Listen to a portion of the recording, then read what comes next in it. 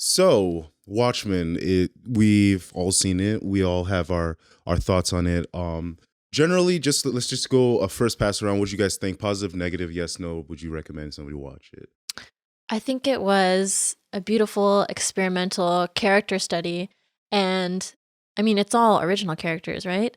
I think it, For the most yeah, part. I think they did a really good job um, of bringing those stories to light. I know they kind of did a little history with Hooded Justice, but these new characters, Sister Knight, played by Regina King, Yahya Abdul Mateen, who plays her husband, and also, spoilers, Dr. Manhattan, they were a great duo and they were very believable on screen as well as the rest of the ensemble.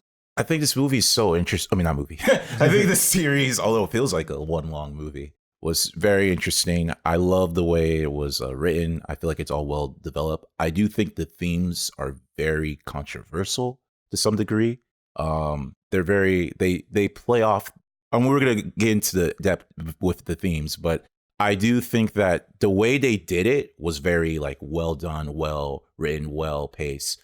But the themes itself can be very like it can make you sometimes economy got out of it to some degree. So that's how I feel. Yeah, I can see that a little bit. I thought generally it was positive for me. I liked most of the episodes. Everything was cool. And it was a good viewing experience. I think it was cool to be in that world of Watchmen and kind of see it from a different perspective of the normal story. I was kind of nervous about them deviating from the typical story and doing something original in that world, but I like how they did it. And so it was cool to see it in that way. But yeah, some of the themes that they decided to tackle of like racism and all that stuff, it was interesting seeing it. And I was pretty nervous going into the movie because I heard how racially charged it is, or the series, Yeah. because I heard how racially charged it is. Yeah. And so I was kind of like, hearing that kind of turned me off, to be honest, just because I feel like a lot of like racially charged stuff is like kind of in vogue right now, and it's not the I'm it's sometimes it's not like you want something different from just like black struggle and all that kind of stuff. So I was a little bit afraid of getting that in this series, but I think that the way they approached it, they did a good job. They had it to where it was dealing with racism and like violence and racism and all that stuff, but they did it in a way that it was interesting and it wasn't too black struggle-ish. So I appreciated it Yeah. for that. Yeah. Yeah, definitely. I think they used I think it's very real theme, like I don't know, it's a very real issue is what it is. And then Yeah. for such a show that is very like stylized and it doesn't feel like real life. Yeah. It's an alternate universe where a Yeah. lot of weird sci-fi things are happening.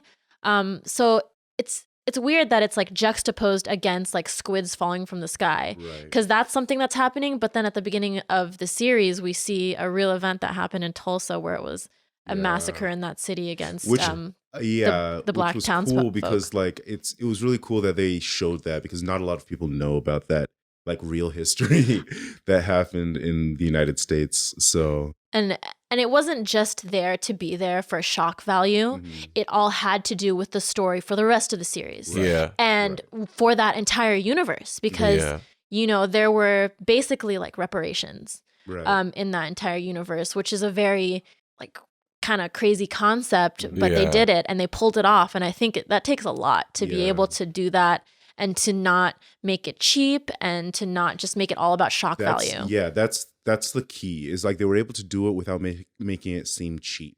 And I remember watching Black Lightning the first time, the time that I tried to watch Black Lightning, and just right off the bat in the beginning of the show, they start with Nina Simone's Strange Fruit playing, and I'm just like, Oh. you haven't earned this. Like, I don't know anything about this show, and you're playing this song that's about like Lynching. black people being lynched, and you haven't earned this. I can't it's supposed to be a Yeah. superhero show. Yeah, that's I a don't reach. know what you're doing. That's a reach. Yeah. Yeah. So yeah, I'm just like, and I was Yeah. afraid of like that it made it feel cheap, and it's like we're using this in order to make our show what it is, and I don't like that feeling. But I like it if it's like the way that this series did it, they used it to in a way that it was important in the plot. It was important for the characters in the story and for the overall narrative, and it worked. And I appreciated it on that level. Yeah, this whole thing is not about race. I mean, Yeah. Yeah. there's so many themes in it. There's like familial trauma, Mhm. there's sci-fi themes, and it ties in very well though, like the way Yeah. that they did it. And I think it's super important to the main characters specifically and to Hooded Justice. I think that was my favorite episode. The when Oh, we really? when we saw the history of it was Cyclops or what was these guys? Oh yeah. The whatever that group is. Yeah. Yeah, I thought that was my favorite episode, and I think they did a good job of putting it all together, even though it was a Mhm. flashback, which is a tool of storytelling Yeah. that's not always the best, but they did it in a good way Yeah. with those memory pills, which were tied back to Lady True. So Yeah. everything It that was they very put in well there made. had its Yeah. place, Yes. and Yeah. everything was connected. Connected. Which is crazy saying that because in the beginning it didn't feel connected. I was definitely like, what's going on? I felt Yeah. disconnected, confused. Yeah. It had a high entry, honestly, this show, but when you stick with it, it's very gratifying. Gratifying. Yeah. One thing going back to themes that you also I would mention was the theme of like God, right? Because like Okay. with Dr. Manhattan's thing, like most of the people, like the main, oh my God, I forget the main villain or the main ladies. Lady True Lady and True. the congressman. That was it. Like her goal was to take that power and then just try to like save the world. Basically, Yeah. she wants to play God in some sense. Yeah, the senator also Right. wanted to be Manhattan. Manhattan, right? And then also to some degree, her relative, that old white dude, he goes to Jupiter or Mars. Ozymandias? Yeah. Ozymandias? Yeah, he goes to Jupiter I think it was and Mars. And then Yeah. the reason why Dr. Manhattan left because he didn't like being worshipped, but he's like, I want to be worshipped. Then he realized it's boring being worshipped. And then Dr. Manhattan wanting to live a normal life, saying like, yeah, I'm God, but I kind of just want to be loved. So it's just interesting how they play off those concepts alone, where it's like mortals want to be God, but God doesn't want to be God. Yeah, there was a lot. I like that. There's a lot of family trauma and like what you do when you take that on. Because, I mean, Ozymandias' storyline with Lady True was, I mean, they were related and they had family trauma. She kind of wanted his acceptance and he wouldn't give it to her. And at the end, he yielded. But, he did end up killing her. But it was interesting to see. That was an interesting character study because Ozymandias is like an egomaniac, so was she. And between Sister Knight and her great grandfather, Yeah. I mean, she had her own traumas that made her who she was. But when she accepted his as well, it like kind of changed the way that she saw a lot of things and the way that she behaved as a character, like kind of accepting him as her grandfather. Yeah, it was a very interesting dive into those themes, especially like the whole family connection being a really big thing. People's relationship with the past and their own personal connection to it through their family. Lady True's whole thing with her mother was interesting, where she basically is trying to clone her mother. Yeah. But just she's so that- younger, so she like kind of treats her like a daughter. Right. Yeah. And she's doing it so that she can see or like prove that she's like basically make her proud still, Yeah. even though she died. But she still wants to make her mother proud. So That's true. The wanting for like a parent to Yeah. give you their approval Yeah. and respect. approval and I mean, acceptance. that's Yeah. something that that can like Relate resonate in to. all of us. Yeah. One thing I really enjoy about the show was the style, because I feel like the style did fit with the tone, where it was wacky, it was dark, but it was also like genuine. Like you didn't feel like it was too. wacky. It didn't feel too out there, but they acknowledge it's out there. 'Cause Pretty it's zany, yeah, pretty 'cause- wacky. It was cool though, Yeah. especially if you're gonna have characters like Ozymandias Yeah. in there with like a huge ego, or Silk Spectre, who I like her character a lot too because she was very witty and smart. I guess, but the characters definitely like carried a lot of parts of it, even though the story was great. But yeah, Yeah. I really liked. What else did I like about it?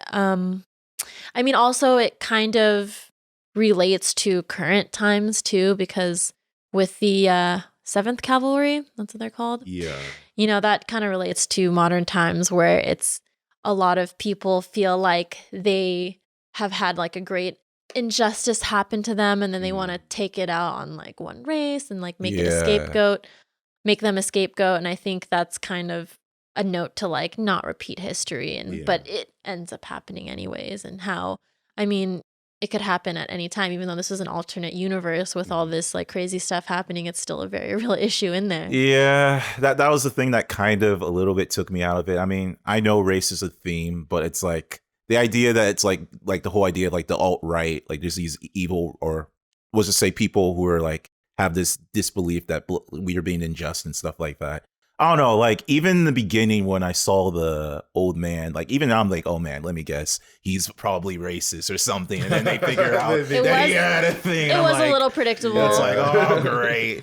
So that's something that kind of took me a little bit out of it, just because like not out of it where I hated the show, but more of like like I kind of rolled my eyes, like here we go, playing that message again. Yeah, so I can see that. Yeah, I think that the thing was I felt that same way a little bit, but then I was able to get into the series. Yeah. After a little while, it's like, okay, this is just part of the series. I just feel like the theme, and you talked about the flashback episode, that they kind of messed it up. Oh, which one? In that episode where they had Hooded Justice fall in love with a white guy. That's in the comics, isn't it? Is it? I don't. Hooded Justice is gay, and well, I mean, with, if it is, then I don't know enough about Watchmen. But even still, I just felt like in the world that they made, it seemed really off to me that there was this whole like racial tension, and then or the whole theme of like racial conflict was so prevalent. And you have this guy who is like the first Black superhero, and he falls in love. He has a family, he has a whole family, but he falls in love with this white guy who's kind of racist himself. I was going to say, he doesn't fall in love with him. I think it was maybe an urge that he had that was hidden, and he was able to like take it out with.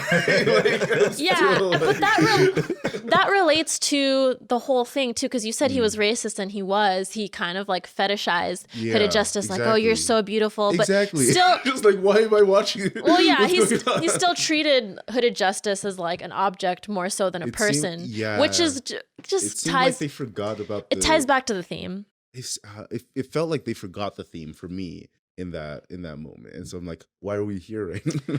I mean, maybe it could go place off the fact that like, you know, one nods to the comics, but two, it's like the whole idea that like people who are like racist, whatever, they secretly have. They come in different forms. Like it takes a lot of forms. It could be someone who's a radical KKK member, or it could be someone who you think is harmless but actually doesn't view you as humanly as you think, because it's very easy for people of color to get othered. And it was an instance of that, because he was never fully connected to that entire kind of Justice League group. They othered him for sure. And they didn't take his concerns seriously. And that happens a lot even today with people of color and art, issues. Right. His whole thing was being ignored by these people who he was supposed to be accepted by. And it just like, I don't know. For me, watching it made me feel some type of way, just like the way that it all went down. So it made me feel some type of way too. So that's why, I don't know, that one just like kind of stuck with me. But yeah. Otherwise, the whole thing was so well planned. The whole show was so well planned. And all the pieces that seemed disjointed did connect, except for that one guy who's slippery and went into the sewers. Yeah, well, where'd he go? I don't know. That's true. I don't know where he went, but he's gone now. Other than that. I mean, there's a lot of standout characters. I don't know why, but I really liked Looking Glass's character. I think his episode was really great too, where they showed the event happening with the psychic squid. I think kind of showing the paranoia that happened to him, and then it must have been devastating to find out the truth about Ozymandias causing the whole thing. And I thought that was just like a cool little thing with a new character. That was fun to watch. He made me he gave me a lot of Rorschach vibes, like the original Rorschach. Which was cool. They needed someone like that. Yeah. And, and then he kind of helped push the plot along when he was figuring out the connection between the 7th Cavalry and Dr. Manhattan, which was really great. And Seventh Cavalry, I know there was a couple bad guys in this whole series, but I like the fact that the Seventh Cavalry was a thing because it's like the Nazis in Indiana Jones. Like you can't help but hate them, and it's a great common terrible person to hate is like that Right. whole organization, Right. you know? Mhm. Which can come across as easy, but also if it's done well, it can come across as it working just as a tool in the movie or the show. I keep saying movie, It's very cinematic. Yeah, it's definitely very cinematic. but otherwise, yeah, it was generally good. I liked it a lot, and I would not want a second season, but Yeah, exactly. Yeah, We- I feel like this world was built and we saw all of it fleshed out in a good way. Mhm. And I just can't see it. I can't see anything that continues it, elevating it at all. I mean, we saw like some of Sister Knight's childhood in Vietnam, which was really interesting to see. We saw what that entire universe thought of Dr. Manhattan, which was pretty cool, you know, how they all looked up to him. Yeah. And I think just the world building was really great in it. And we can kind of close this book because it's already all Yeah. done so well. Yeah. That's so funny to like have a show you love, but you don't even want it to continue. Like it's so weird. Oh, I love it. Don't continue it. We've all been burned by shows that have gone on way too long, Uh-huh. you know? Yeah, definitely.